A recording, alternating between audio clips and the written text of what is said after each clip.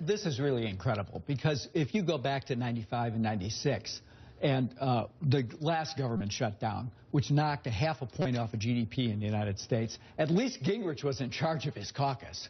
Now it appears that Heritage Action and Ted Cruz and the Koch brothers are running the Republican House caucus, and it is amazing the weakness, I think, that the leadership has shown in not staring these guys down. It's amazing to me how terrified you are of a guy that ran for the Senate on saying he was going to do actually what he said he was going to do. And here's the thing people don't understand about Ted Cruz.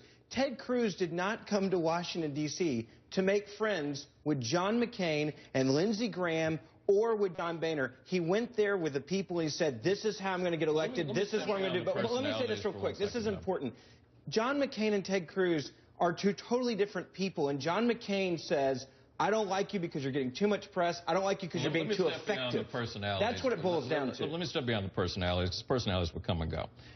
What's missing in the Republican Party right now is someone who's a credible national figure, who's not just a columnist or a pundit like some of us, who can actually step forward and provide a different vision of conservatism than the one that Ted Cruz believes in.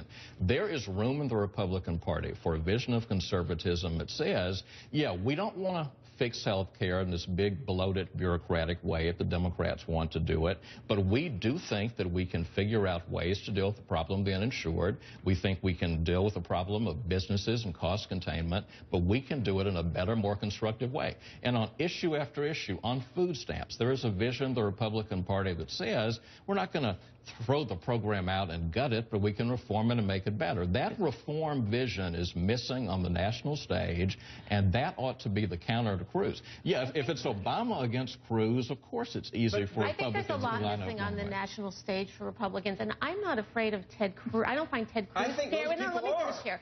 I don't find Ted Cruz scary. What I find scary is the notion that he is in charge of the House of Representatives. Of course, if he became Speaker, but wait, of course, if he became Speaker, he might find that it's not a very pleasant job. But what's scary isn't the presence of Cruz. What's scary is the absence of Boehner, the absence of strong Republican leadership who can call the bluff of this fairly small faction of House Republicans and say, I was going to say, and yet they're all voting unanimously. Yeah, it's not small.